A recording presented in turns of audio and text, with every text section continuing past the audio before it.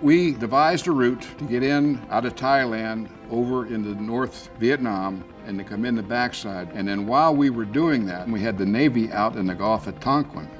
And they were dropping flares on Hanoi.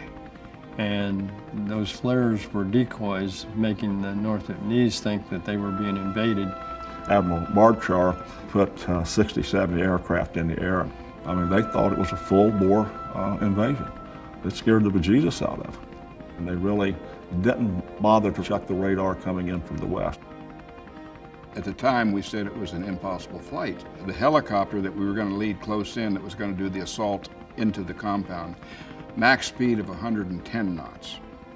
Our true stall speed, where you fall out of the sky like a brick, was 100 knots. So do the high math, 105 knots.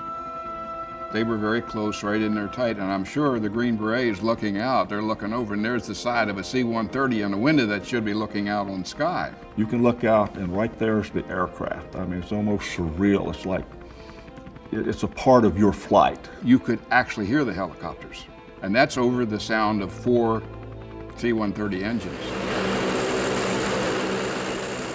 We were looking over Hanoi, and it was just amazing to me. It was like looking over the sights of a large city in the United States. I couldn't believe it was so spread out like that.